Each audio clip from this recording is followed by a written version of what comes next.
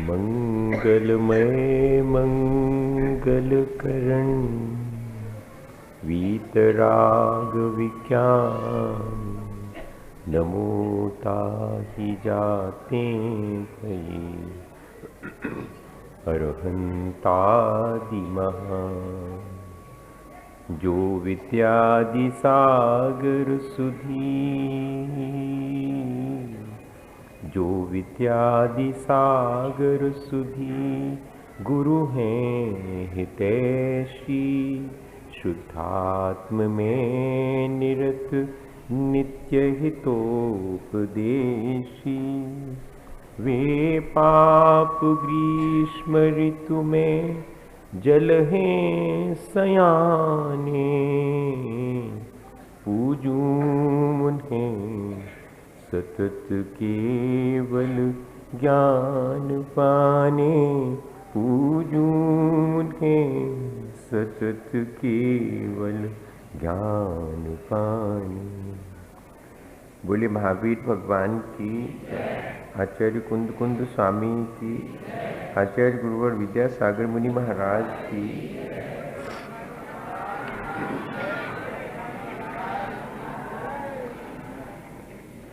हम सभी लोग हमेशा की तरह आज भी एक साथ मिल बैठकर अपने जीवन को अच्छा बनाने के लिए विचार कर रहे हैं। बात कठिन है, अपने जीवन के विचार के लिए एक साथ मिल बैठ कर के बैठना। धर्म के कार्य अपन मिल बैठकर बहुत कम करते हैं, पाप के कार्य झगड़ा इत्यादि हो तो बहुत जल्दी और इकट्ठे हो जाएंगे। लेकिन धर्म ध्यान में बहुत सौभाग्य, बहुत पुण्य चाहिए जो अपन एक साथ मिल बैठकर एक ही बात पर विचार करें कि हमारे अपने जीवन को जो शेष रहा है उसे हम कैसे अच्छा बनाएं। हम लोगों ने यहाँ पर बहुत सारे संबंध बनाए। अगर हम अपने संबंधों को ठीक ठीक देखें और उन्हें संभालें तो शायद हम अपने आप को संभाल सकते हैं। व्यक्ति जैसे संबंध रखता है उसका व्यक्तित्व वैसा ही बनता है, या जैसे व्यक्तित्व वाला व्यक्ति होता है वैसे ही लोगों से संबंध बनाता है। बहुत सीधी सी चीज। तो हम अपने आप को देखने की अपेक्षा अपने संबंधों को अगर गौर से देखें तो हम अपने आप को अच्छा या बुरा दोनों तरह से कैसे हैं हम ये जान सकते हैं। अपने आप को बुरा तो कोई नहीं कहता, सब अपने आप को अच्छा कहते हैं, लेकिन हमारे संबंध कैसे हैं उससे मालूम पड़ेगा कि हम अच्छे हैं या बुरे हैं। अगर हम बुरे हैं, हमने अच्छे संबंध नहीं बनाए हैं, तो हम अपने संबंधों को सुधारें जिससे कि हमारा जीवन अच्छा बन सके। संबंध व्यक्ति से ही बनते हैं और वस्तु से ही बनते हैं। वस्तु से संबंध ज्यादा बनते हैं व्यक्ति की अपेक्षा। उसका कारण स्पष्ट है कि वस्तु पर हम अपनी मालकियत चला सकते हैं, उस पर हम अपना अधिकार आरोपित कर सकते हैं।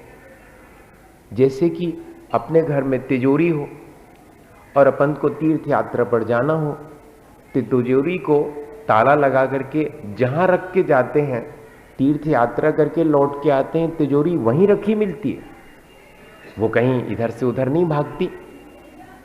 हम जैसा उसके साथ अपना व्यवहार करना चाहें वैसा कर सकते हैं। वो हमारी सब बात मानो मानती है, हमें वैसा ही संबंध अच्छा लगता है जिसमें कि जिसके प्रति हमारा संबंध है उस पर हम अपना अधिकार आरोपित कर सकें।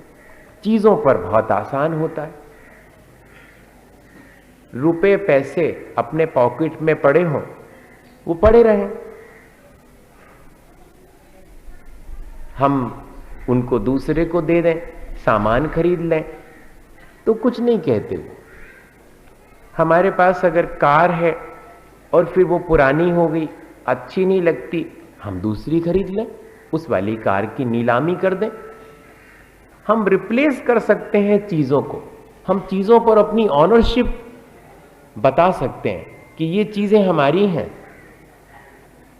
जो चीज पसंद नहीं आए उसको बदल करके दूसरी ले सकते हैं, लेकिन व्यक्ति के साथ ऐसा नहीं किया जा सकता। अपने बेटे को एक जगह बिठाल के जाओ कि जब तक हमने लौटे तहीं बैठी मिलियो, बोने में ले बैठ, जब लौट के आओ तब। वस्तु तो मिल सकती है, व्यक्ति नहीं मिल सकता।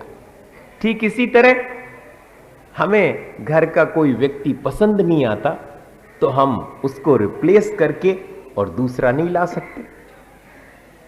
वो मर्सी अपील कर सकता है, वो दया की भीख मांग सकता है, वो अपनी शिकायत भी दर्ज कर सकता है। इसलिए हमने ज्यादा से ज्यादा संबंध वस्तुओं से बनाए हैं, व्यक्ति से संबंध बहुत कम हो गए। अब एक कमरे में 100 चीजें और एक व्यक्ति रह सकता है, लेकिन एक आध दो चीजें और 2 लोग एक साथ रहना बहुत मुश्किल है। वहां एक दूसरे का ईगो हर्ट करता है, एक दूसरे की कशाएं टकराती है, राग द्वेष होना शुरू हो जाता है। हमने संबंध चीजों से ज्यादा बनाए हैं व्यक्ति की अपेक्षा। पहले लोग कैसे थे? वो चीजों की अपेक्षा जीवों से, मनुष्यों से, पशुओं से संबंध ज्यादा बनाते थे। घर में एक कार नहीं होती थी, लेकिन हाथी जरूर होता था सवारी के लिए। जड़ पदार्थ नहीं होंगे, चेतन पदार्थ होंगे। गाय के शरीर पर हाथ फेरते समय जो दया और करुणा का भाव आएगा, वो मोटर पहुंचते समय और स्कूटर ठीक करते समय नहीं आएगा। ये ध्यान रखिए आप। घोड़ा सवारी के लिए है और स्कूटर भी सवारी के लिए है, मोटर भी, लेकिन दोनों की चेतना में बहुत फर्क है। एक चेतनावान है और एक अचेतन है। हम लोग जड़ पदार्थों की सेवा में लगे हैं सुबह से शाम तक, और हमारी बुद्धि भी ऐसी ही जड़ हो गई हो तो कोई वजह नहीं है, हो सकती है, क्योंकि ज्यादा से ज्यादा हमारा कांटेक्ट, ज्यादा से ज्यादा हमारे संबंध जड़ पदार्थों से हैं, अचेतन वस्तुओं से हैं। चेतना से हमारे संबंध बहुत थोड़े से, अगर हैं भी तो कौन से संबंध? जो वस्तु से संबंध हैं उन्हीं को हम व्यक्ति से रखना चाहते हैं। ये तो संभव नहीं है। व्यक्ति को रिप्लेस किया जा सकता क्या? बताइए। आपका बेटा ठीक नहीं निकला, हम उसकी जगह दूसरा बेटा रख लेते हैं, ऐसा कर सकते हैं? आप कार तो चेंज कर सकते हैं, पुरानी हो गई इसलिए नई कार ला सकते, लेकिन हमारे माता पिता अब वृद्ध हो गए हैं, उसकी जगह हम दूसरे ले आए, ऐसा होता है क्या? हम रिप्लेस नहीं कर सकते। जो चीज जो मनुष्य में पसंद नहीं है उसकी जगह दूसरा नहीं ला सकते।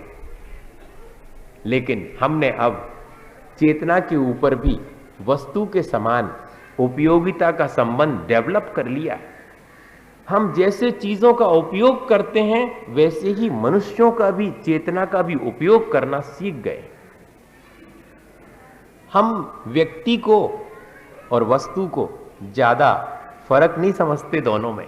हम व्यक्ति का भी उपयोग वस्तु की तरह करते हैं। कैसे? जब तक काम में आता है कोई व्यक्ति, जब तक अपना हितैषी है, तब तक अपने संबंध, स्वार्थ के संबंध, और स्वार्थ नहीं सधा तो संबंध टूट गया, और स्वार्थ सद गया तो को पूछे वालों। स्वार्थ पूरा हो जाने के बाद भी किक आउट, और स्वार्थ नहीं सदा तब तो है ही आप दूर। इस तरह उपयोगिता के संबंध मनुष्य के बीच में भी वस्तु के तरह अपन ने डेवलप करने की कोशिश की, लेकिन उससे क्या हुआ? अपनी चेतना ही पतित हुई, अपना जीवन ही पतित हुआ। थोड़ा सा विचार करने की चीज थी कि मुझे वस्तु और व्यक्ति से कैसे संबंध बनाना चाहिए। ज्यादा से ज्यादा मेरे संबंध व्यक्तियों से होना चाहिए या कि वस्तुओं से? और व्यक्ति और वस्तु दोनों से संबंध क्या उपयोगिता मात्र के होना चाहिए कि हमने उपयोग कर लिया उनका बस? नहीं। जो खानदानी होते हैं, जो कुलवान होते हैं, वो तो जड़ पदार्थों के साथ भी चेतना की तरह, चेतन पदार्थों की तरह व्यवहार करते हैं। वो ऐसे दरवाजे नहीं खोलते कि एक लात मारी वो दरवाजा खुल जाए, क्योंकि वो तो जड़ है, अचेतन है। वो उसको भी चेतन की तरह सम्मान देकर के ढंग से खोलेंगे। हॉस्टल में तो ऐसे ही करते हैं बच्चे, उनको तो अपन यही सिखाते हैं कि तुम्हारी संपत्ति थोड़ी है, ये तो मंदिर की है, सो चाहे जैसी मिटाओ बनाओ। ये तो फिर भी ठीक है कि अपने जैन हॉस्टल है, लेकिन और दूसरे जो कॉलेजेस में हॉस्टल होते हैं उनमें स्टूडेंट्स क्या करते हैं? उनमें दरवाजे में लात मार के ही खोले जाते हैं। आप देख लो, ऐसा ही व्यवहार होता है वस्तुओं के साथ। अपन सबका भी, अपन वस्तुओं को महत्व नहीं देते हैं, उनके साथ भी अपन ऐसे संबंध नहीं बनाते जैसे व्यक्ति के साथ अपन सावधानी पूर्वक संबंध बनाते हैं। लेकिन जो व्यक्ति खानदानी या कुलवान होता है वो वस्तु से भी इस तरह व्यवहार करेगा जैसे कि मनुष्य और चेतना के साथ व्यवहार कर रहा हो। अब तो चेतना के साथ भी लोग वस्तु जैसा व्यवहार कर रहे हैं, तो वस्तु के साथ तो वस्तु जैसा करेंगे ही। अपने को अगर संबंध चेतना के साथ बनाना है तो कितने तरह के संबंध हैं, हो सकते हैं, इस पर थोड़ा सा विचार करें। अपन घृणा, द्वेष और ईर्ष्या के भी संबंध बनाते हैं व्यक्ति के साथ, और अधिक से अधिक वही बनाते हैं, घृणा के, ईर्ष्या के, द्वेष के। देखो, कंस महाराज थे, उनने भी अपनी बहन से संबंध था उनका, बाई बर्थ उनकी बहन थी, लेकिन बहन के हर पुत्र को उन्होंने अपने हाथ से मारने की कोशिश की थी। नहीं मार पाए थे, ये बात अलग, लेकिन उन्होंने पूरी कोशिश की कि मैं अपनी ही बहन के सारे पुत्रों को मारूं, क्योंकि उनमें से कोई पुत्र मुझे मार देगा, ऐसी भविष्यवाणी हुई है। तो वो मुझे ना मार पाए, अपनी सुरक्षा के लिए, अपने थोड़े से स्वार्थ के पीछे उन्होंने अपनी ही बहन के साथ कैसा संबंध निर्मित किया? घृणा का और द्वेष का। बताइए। इसी तरह कुणिक राजा ने अपने पिता सैनिक के साथ कैसा संबंध बनाया? पिता होते हुए भी उन्हें सुख और शांति से जीने तक नहीं दिया, बल्कि पीड़ा के साथ उनको अपना मरण करना पड़ा। जीना तो पीड़ा में ही पड़ा। अपन सब जानते हैं कुणिक महाराज ने कैसा व्यवहार किया अपने पिता के साथ, कैसा संबंध बाई बर्थ उनको मिला था प्रेम का, लेकिन उन्होंने उसको बदल करके घृणा, द्वेष और ईर्ष्या का संबंध बना लिया। ऐसे ही तो अपन करते हैं। घर गृहस्थी में है तो ब्लड रिलेशन, लेकिन व्यवहार जरा देखें, या तो स्वार्थ के संबंध हैं घर के लोगों से, और या फिर द्वेष के, ईर्ष्या के संबंध हैं। उलाहना नहीं दे रहा हूं, विचार करने के लिए कह रहा हूं कि अगर ऐसे संबंध हैं तो उन्हें क्या हमें पसंद करना चाहिए, उन्हें और आगे तक बढ़ाना चाहिए? नहीं, हमें घृणा और द्वेष के संबंध किसी से भी नहीं बनाना चाहिए। हमें मौका भी नहीं देना चाहिए दूसरे को कि वो हमसे ईर्ष्या और घृणा और द्वेष के संबंध बनाए। हम अपना जीवन ऐसा बनाएं जिससे कि कोई हमारे साथ घृणा ना करे, ईर्ष्या ना करे, द्वेष ना करे। हम भी अपने जीवन को ऐसा बनाएं जिससे कि दूसरे के साथ घृणा, द्वेष और ईर्ष्या का भाव उत्पन्न ना हो। यही तो अच्छा जीवन है। लेकिन हमने संबंध अपने बिगाड़ लिए। कहां संबंध प्रेम के, सत्कार के, परोपकार के और करुणा के होना चाहिए थे, उनकी जगह पर अपन ने राग द्वेष के संबंध, इसमें से भी राग के संबंध भी स्वार्थपूर्ण संबंध हो गए, और द्वेष के संबंध तो हैं जो दूसरे का अहित करने वाले हैं। हमें बनाना चाहिए तो प्रेम के, सत्कार के, परोपकार के, करुणा के संबंध जितने ज्यादा जिस व्यक्ति ने बनाए हैं, उस व्यक्ति का व्यक्तित्व उतना ही ऊंचा होगा। तब तो उसने ऐसे संबंध बनाए, और उससे भी लोगों ने घृणा का संबंध न बना के प्रेम का संबंध बनाया है, द्वेष का संबंध न बना के उपकार करने का संबंध बनाया है। तो उस व्यक्ति की अपनी योग्यता होगी, उस व्यक्ति ने अपने व्यक्तित्व को इतना ऊंचा उठाया होगा। ये अपन थोड़ा सा विचार करें। हम भी अपने व्यक्तित्व को ऐसा ऊंचा उठाएं कि लोग हमारे प्रति प्रेम का ही भाव रखें, हमारे ऊपर भी उपकार करने का उनका भाव हो, हमारे ऊपर भी दया और करुणा का भाव हो, हमारे भीतर भी हो और दूसरे का हमारे प्रति भी हो, तो हमारा अपना जीवन अच्छा बनेगा कि नहीं। क्या हुआ, एक बार अतिथि सत्कार की बात आती है। अपन इस उदाहरण से अपने जीवन को संभालने की कोशिश करें कि अपन भी ऐसे संबंध बनाएं। जीवन निकल गया, अपन ने कैसे संबंध बनाए हैं इस पर थोड़ा सा विचार करें। हम कैसे हैं ये संबंध से मालूम पड़ जाएगा। हम भले ही अपने आप को बहुत अच्छा मानते रहें, लेकिन जिन जिन से हमने संबंध बनाए हैं वो हमारे बारे में स्पष्ट बताएंगे कि भाई उनके हमारे साथ तो व्यवहार ऐसा है, कैसे अच्छे हो गए, ऐसा कहेंगे कि नहीं कहेंगे। Society is the mirror. समाज क्या है, एक तरह का दर्पण है जिसमें कि हम अपने आप का चेहरा देखते हैं कि हम कैसे हैं। इसी तरह हमारे संबंध क्या हैं, हमारा प्रोजेक्शन है। हम अगर अच्छे हैं तो हमारे संबंध अच्छे बनाएंगे, हम अगर बुरे हैं तो हमारे एक भी संबंध अच्छे नहीं होंगे, बल्कि हम बुरे ही संबंध निर्मित करेंगे और हमसे भी लोग बुरे ही संबंध निर्मित करेंगे। देखो, ईमानदारी के चारों तरफ ईमानदारी इकट्ठी होती है, बेईमानी के चारों तरफ बेईमानी इकट्ठी होती। ईमानदार आदमी के चारों तरफ ईमानदार लोग ही इकट्ठे होंगे।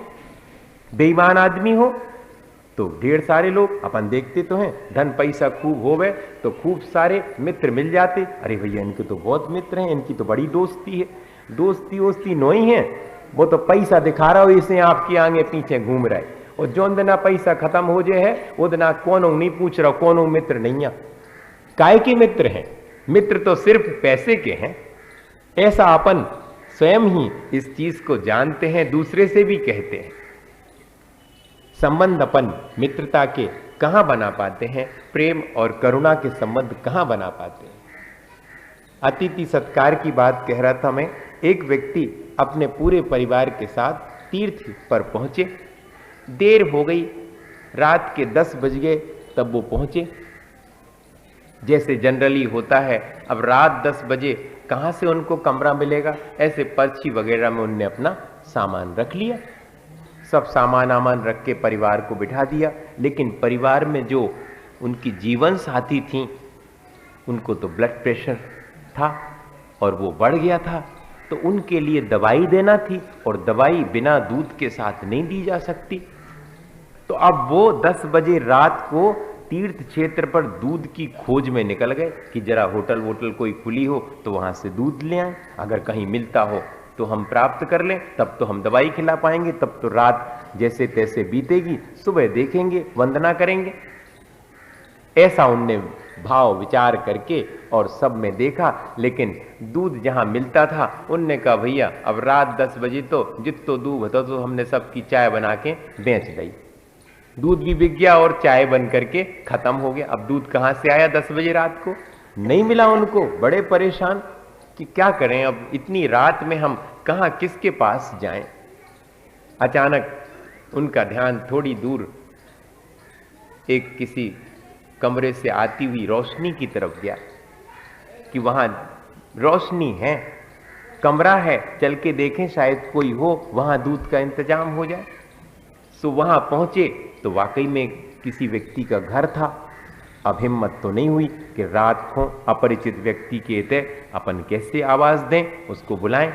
लेकिन अब विपत्ति तो ऐसी है, तो मन मार करके उन्होंने कुंडी खटखटाई। जैसे ही कुंडी खटखटाई भीतर से आवाज आई, भैया ठहरना, खोलता हूं। आवाज ऐसी लगी जैसे किसी वृद्ध व्यक्ति की हो। इन्होंने कहा कोई बात नहीं, हम रुके हुए हैं, आपको आने में दरवाजे तक देर लगेगी। और लाठी टेकते हुए वो वृद्ध सज्जन दरवाजा खोलने के लिए आए, लालटेन हाथ में लिए।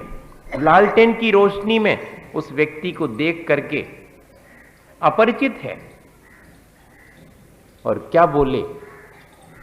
अपन तपन की बात अलग है, अगर अपने घरे को 10-11 बजे रात को आ जाए तो कह के कौन कहते आए हो, को आओ तुम, इतनी बजे रात को आओ ने पड़ा थे का को के भले आदमी के घर है, रिपोर्ट करेंगे अपन उसमें फोन करके पुलिस को कि भैया खतरा है कुछ। दुनिया भर की बातें अपने दिमाग में नेगेटिव थॉट्स आएंगे, लेकिन वो वृद्ध व्यक्ति जो अपरिचित है सामने, उसको देख करके क्या रिएक्शन कर रहे हैं। अरे अकेले आए तुम, सामान अमान कहां है, और मुझे पहले थोड़ा भी समाचार नहीं दिया कि हम आ रहे हैं, हम लेने के लिए पहुंच जाते। बताइए, अपरिचित व्यक्ति से ऐसा कर रहे हैं वो वृद्ध, अपन कह सकते हैं ऐसा? बहुत कठिन है, बेकार की बातें हैं। चाहे आप कितना ही शास्त्र पढ़ लो, कितना ही पूजा कर लो, अगर आपके भीतर ऐसी भावना नहीं आई, मैं बार बार कहता हूं कि अगर ऐसी भावना नहीं आई तो क्या काम की पूजा हो, क्या काम का स्वाध्याय और क्या काम का आपका दर्शन बंधन, आपके विद्वत्ता कोई काम की नहीं। सब कर रहे हैं और करना चाहिए, मैं ये नहीं कह रहा हूं कि ये सब नहीं करना, लेकिन उसके साथ साथ अपने भीतर ये विचार भी तो आना चाहिए, जैसा कि उस वृद्ध व्यक्ति के भीतर अपरिचित व्यक्ति को देख करके क्या विचार आया। उलाहना दे रहे हैं, दुत्कार नहीं रहे हैं, अपना प्रेम प्रकट कर रहे हैं कि देखो तुमने हमें बताया नहीं और आ गए, और सामान अमान कहां है, घर के और लोग कहां हैं, अकेले आए हो क्या, समाचार तक नहीं दिया, हम लेने पहुंच जाते। बताइए कैसी भावना। एक ये संबंध है, अपरिचित व्यक्ति से संबंध ऐसे बनाया जा रहा है, वो वृद्ध व्यक्ति बना रहे हैं, और फिर हाथ पकड़ करके घर के भीतर लेकर के बिठाला। ये बताओ कि अकेले ही आए हो कि सब लोग हैं? कह ले नहीं, सब और भी हैं, परिवार के सब लोग। अब तो और ज्यादा उनको आ गया, कह ले सब लोग परिवार के हैं, कहाँ हैं सब, सबको छोड़ करके आ गए, सामान आमान भी कहाँ रखा है, धर्मशाला में रखा है। अरे घर होते हुए तुमने सामान धर्मशाला में रखा। फौरन लड़के को आवाज दी, भाई कहाँ पर रखा हुआ सामान और कहाँ पर हैं सब लोग, सबको यहीं पर घर पर लेकर के आओ। अब वो व्यक्ति भूल ही गए कि मैं तो दूध लेने आया था, और इतना सेवा सत्कार हो रहा है, और फिर उनके मुंह से इतना सब सुनने के बाद निकला कि बाबा जी मैं तो बहुत अपरिचित हूं, यहाँ इस क्षेत्र पर, तीर्थ क्षेत्र पर आया हूं, मैं तो अपनी जीवन साथी का स्वास्थ्य ठीक नहीं होने से उन्हें एक टैबलेट देने के लिए दूध की खोज कर रहा था, थोड़ा सा मुझे आप दूध उपलब्ध हो जाए तो बहुत अच्छा है। अरे सबको यहीं पर बुला लो, दूध की क्या आवश्यकता है, एक व्यक्ति के लिए सब लोग यहां आकर के भोजन करो, दूध पियो, जैसा भी जो भी है सब कुछ करो। इतना उनके भीतर प्रेम का भाव, दया का भाव, करुणा का भाव। उन्होंने फौरन आदेश दे दिया घर में कि दूध गर्म करके लेके आओ, पहले तो इनको पिलाओ और सब लोग को लेके आओ यहीं पर, और यहीं पर पिएंगे सब लोग, दवाई खाएगी बेटी मेरी। बहू को बोल रहे हैं कि मेरी बेटी को यहीं पर वो आपके दूध पिएगी, दवाई खाएगी। अब वो व्यक्ति दंग है कि मैं तो अपरिचित हूं, इन वृद्ध को जानते नहीं हूं, अपन और होते तो कहते कि देखो तो कैसो रिश्तो निकाल रहे, न जानत न पहचानत, ऐसा उलाह ना देते अपन।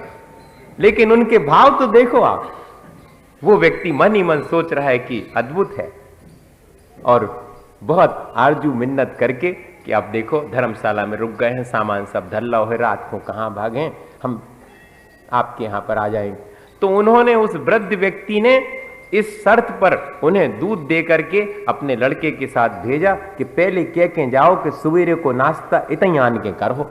अब बताओ, एक संबंध ये है, उस व्यक्ति ने अपने संस्मरण में लिखा, आस्था नाम का नई दुनिया में आता हमेशा शनिवार के दिन, उसमें ये सत्य घटना है। ऐसा नहीं मानना कि कहीं से मैं बहुत पुरानी सुना रहा हूं, अभी इसी अभी अपने वर्तमान के समय की घटना है, उसमें छपी थी। और लास्ट में उन्होंने लिखा कि मैंने बहुत तीर्थ वंदनाएं करी, बहुत भगवान के दर्शन करे, लेकिन मैंने ऐसी तीर्थ वंदना कभी नहीं की, मेरा तो तीर्थ वंदना करना सार्थक हो गया। अगर ऐसे भाव हम सबके भीतर आ जाएं तो ही हमारा सब कुछ जो हम धर्म ध्यान करते हैं वो सब सार्थक हो जाएगा। अपन को किया जाने वाले धर्म ध्यान को सार्थक करना चाहिए। ऐसे भाव और ऐसे प्रेम और ऐसे परोपकार के, करुणा के भाव अपने भीतर ला करके। वर्णी जी का उदाहरण आता है, गणेश प्रसाद जी वर्णी। 13 किलोमीटर है दलपतपुर से नैनागिर। बहुत पुरानी बात है, अब तो मोटरें चलने लगी, रोड बन गई। पहले तो बैलगाड़ी से धूल के रास्ते में जाते थे, बंदनाखुन जाते थे तो हैं।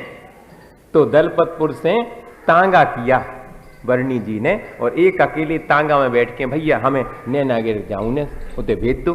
तांगे वाले ने कहा ठीक। उसने पैसे ठहरा लिए। वर्णी जी ने कहा हम देंगे, पूरे तांगे के पैसे देंगे, हमें ले चलो, क्योंकि और कोई सवारी नहीं थी। तांगे वाले ने कहा कि एक अकेली सवारी के लिए हम पूरा तांगा लेके जाएं तो तांगे का पूरा पैसा आपको देना पड़ेगा। वर्णी जी ने कहा ठीक है देंगे, तीर्थ यात्रा करना है तो देंगे। अब चले भैया, थोड़ी दूर चले और वहां पर रास्ते में बराते गड्ढा पड़ता है, तो वहीं पर रास्ते में कहीं पर लोग खड़े हुए दिख गए, 4-5 सवारी। अब वो हाथ दे रही थी तांगे वाले को कि हमें भी नैनागिर ले चलो। तांगा तो खाली है, एक अकेले हैं। अब वो तांगे वाला संकोच में कि मैंने पूरा पैसा तो तांगे का वर्णी जी से ले लिया, अब इन सवारियों को कैसे बिठाऊं।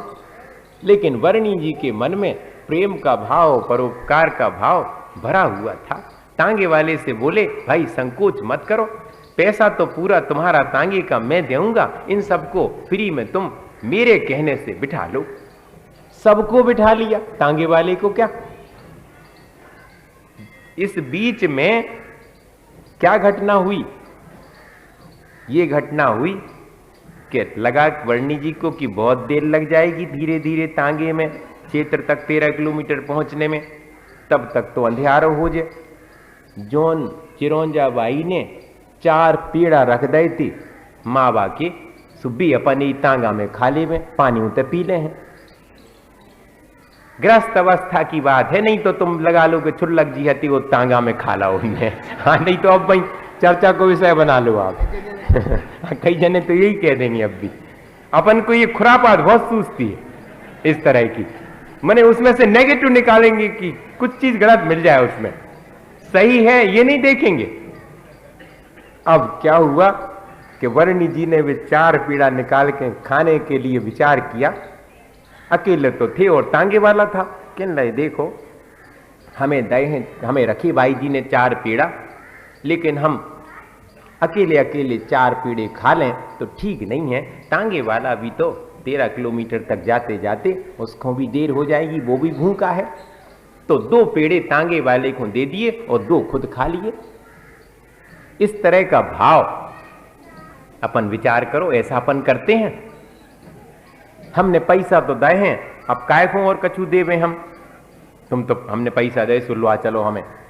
अपने नौकर से नौकरी करवा करके उसको 1 जून का भोजन भी अपने पास अतिरिक्त नाली में फेंकने लायक होगा, फेंक देंगे, कुत्ते को डाल देंगे, लेकिन उसको नहीं जमाएंगे, क्योंकि उसको तो बंधी हुई 1 महीने की पगार हम देते हैं, वेतन देते हैं, सो देंगे। अब बाकी सब चीजें क्या आवश्यकता। फिर भाव बढ़ जाते उनकी, जाके लगत अपन कि नहीं अपन 1 आध बेर दे हैं, सो फिर भाव बढ़ जाए, फिर भी बेर मांगने लगे। अपने भीतर असल में दया का भाव है नहीं, सीधा सीधा, बाकी तो सब बहानेबाजी है।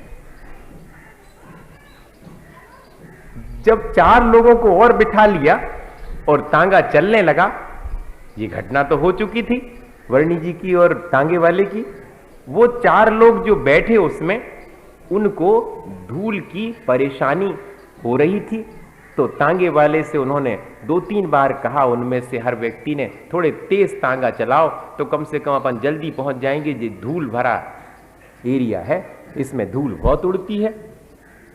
पर तांगे वाला तो अपनी चाल से उस जीव के प्रति दया रख करके कि घोड़ा खींचने वाला भी तो जीव है, मार पीट करके उसको क्यों मैं तेज ले जाऊं, अपनी चाल से जितने में उसको ठीक लगता है बोझा ले जाना उसको आसान है, वैसे ही ले जाऊंगा। उसके भीतर भी दया का भाव था।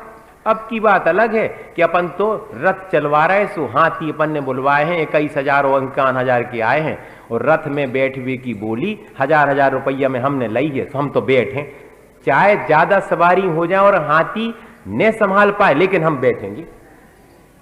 हाथी पर अतिरिक्त बोझ हो जाए इसका ध्यान नहीं है। हमने जो 1000 रुपया दे हैं उसका हमें ध्यान है कि हमने तो 1000 की बोली ली है, हम तो बैठे। तुमने पहले ही कह दी थी कि हम जो कोई 1000 की ले हम को मिठा रहे हैं।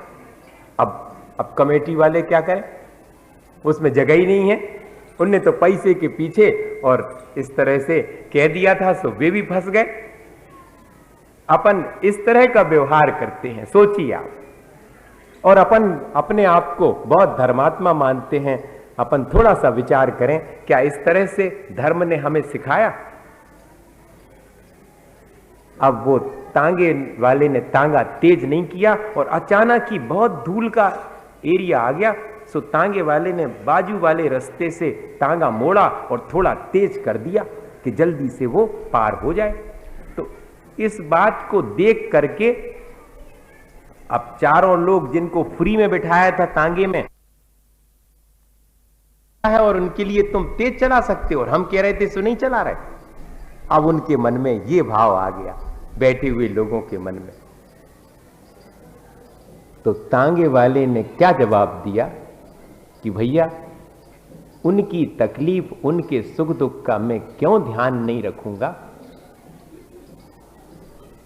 उन्होंने पैसा भी दिया है और साथ में प्रेम से 2 पेड़े भी दिए। तुमने तो उन्हें पैसा दो, उन्हें पेड़ा दे। तुम्हारी कमाने बात जी बताओ। तुम पैसा भी दे देते तब भी मैं बात मानने तैयार नहीं होता, लेकिन जो प्रेम और मेरे सुख दुख का उनने ध्यान रखा है, जो मेरे प्रति दया और करुणा का भाव रखा है, उसका फर्ज बनता है कि उनकी तकलीफ से मैं उन्हें बचाऊं। और इसीलिए मैं तांगे को जल्दी से दौड़ा कर धूल भरे एरिया में से निकाल रहा हूं।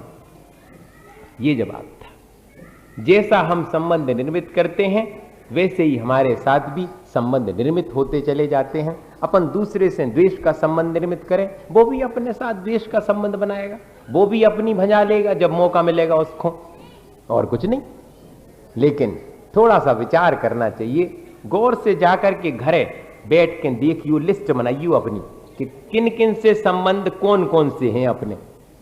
ईर्ष्या के संबंध, द्वेष के संबंध ढेर निकलेंगे, लेकिन प्रेम का, दया का और करुणा का संबंध अपने जीवन में बहुत कम निकलेगा। श्रद्धा और भक्ति का संबंध भी एक संबंध है जो अपन ने भगवान से बना के रखा हुआ है, लेकिन श्रद्धा और भक्ति का संबंध भी धीरे धीरे अब स्वार्थ में परिवर्तित होता जा रहा है। जहां अपनी श्रद्धा और भक्ति व्यक्त करनी थी, जिस व्यक्ति के प्रति श्रद्धा और भक्ति व्यक्त करनी थी, उनसे भी अब अपना स्वार्थ अगर सधता है तो अपनी श्रद्धा है, और स्वार्थ नहीं सदो तो का काम के महाराज जी हो, का काम के मंदिर हो, का काम के शास्त्र, कचू नहीं है। हम गए थे सो हमसे बात तक नहीं करी और सब जनों से बोल रहे थे खूब। अब ले जी, अपन फौरन डिसीजन ले लेंगे। अपन के अपने मन में श्रद्धा थी, लेकिन कहां चली गई श्रद्धा? अपने स्वार्थ की वजह से। श्रद्धा बेशर्त और बेतर्क होती है, उसमें कोई तर्क नहीं दिया जाता, उसमें कोई शर्त नहीं होती कि ऐसा ऐसा करोगे तो हमारी श्रद्धा रहेगी, नहीं तो हमारी श्रद्धा नहीं है। आपके भीतर गुणवत्ता है तो हमारे मन में आपके प्रति श्रद्धा और भक्ति का भाव है। ऐसे भगवान के प्रति, सच्चे देव गुरु शास्त्र के प्रति अपन संबंध श्रद्धा और भक्ति के जो अपन ने बनाए हैं वो बना करके रखें और देखें कि हमने जो संबंध बनाए हैं उनमें हम कहाँ कहाँ कमजोर हैं, अर्थात हमने घृणा के और द्वेष के संबंध बनाए हैं तो उनको कम करें और उनको कन्वर्ट करें प्रेम में, दया में और करुणा में। एक छोटी सी और मैं घटना सुनाता हूँ बापू के जीवन की। प्रार्थना की है, वो प्रार्थना करते थे रोग, उनके आश्रम में सब लोग बैठ करके सुबह की प्रार्थना होती थी, भगवान की प्रार्थना, श्रद्धा और भक्ति का संबंध था। तो सब लोग आश्रमवासी सब बापू के साथ बैठकर प्रार्थना करते थे। शाम के समय भी प्रार्थना करते थे। तो शाम की प्रार्थना के समय जब शुरू होने वाली थी, भगवान की प्रार्थना है लेकिन बापू ने शुरू नहीं की, सबको आ जाने दो। अरे अभी और रास्ता देखते रहे सब लोग, बापू ने फिर भी नहीं की शुरू। कह ले बापू अब तो सब आ गए। कह ले नहीं, अभी वो जो एक किसान जो कि कुष्ठ रोग से पीड़ित है वो तो अभी आया ही नहीं, असल में वो धीरे धीरे चल करके आ रहा था, उसे पहुंचने में देर लग रही थी। पर बापू भगवान की श्रद्धा और भक्ति होते हुए भी अपनी भावना अभी भगवान की भक्ति में व्यक्त नहीं कर रहे थे, उसका इंतजार कर रहे थे। जब वो धीरे धीरे चल करके सभा में आ गया तो बापू ने कहा कि ठीक है, अब अपन प्रार्थना करते हैं। सोचो, जब उस व्यक्ति को मालूम पड़ा कि मेरी वजह से आधे घंटे से बापू ने अपनी श्रद्धा और भक्ति भगवान के प्रति व्यक्त करने में विलंब कर दिया है, गदगद हो गया वो, उसकी आंखों से आंसू आने लगे। उसने जो अपनी श्रद्धा और भक्ति बापू के प्रति और भगवान के प्रति व्यक्त की, वो अपन की रोज रोज की जाने वाली श्रद्धा और भक्ति से भी ऊंची है। बताइए, ऐसे भाव से भर करके और भगवान की प्रति अपनी श्रद्धा और व्यक्ति भक्ति अपन कहां व्यक्त करते हैं? अपन तो फॉर्मेलिटी करते हैं, गुड मॉर्निंग गुड मॉर्निंग, बहुत सारे भगवान हैं, अब कहां सबको एक एक को अच्छे से नमोस्तु कर पाए। तो सबसे गुड मॉर्निंग करते हुए दर्शन को अपन गुड मॉर्निंग कह लें, अगर ऐसी तो करते हैं अपन, चित्त से दर्शन करते हैं, उनके स्वरूप का विचार करते हैं, अनंत अवस्था का।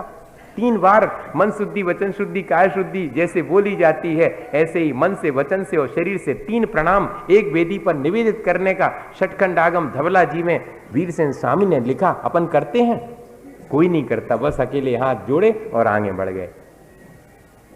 उतने पढ़े पंचांग नमस्कार। मुनि महाराज जी रास्ता में जा रहे होंगे तो उनको नीचे झुक के, महाराज जी नमोस्तु, देख लो हमें, हम सोई आए। हाँ भैया देखे ले आपको ये है भाव और कुछ नहीं। अपनी श्रद्धा और भक्ति में कितनी अभी कमी है।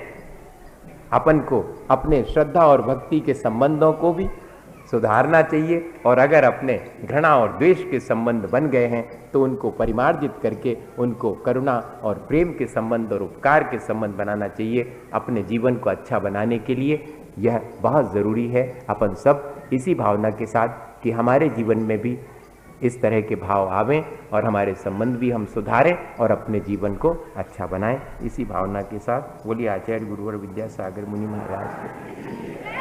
हे गुरुवर शाश्वत सुख दर्शक, यह नग्न स्वरूप तुम्हारा है, जग की नश्वरता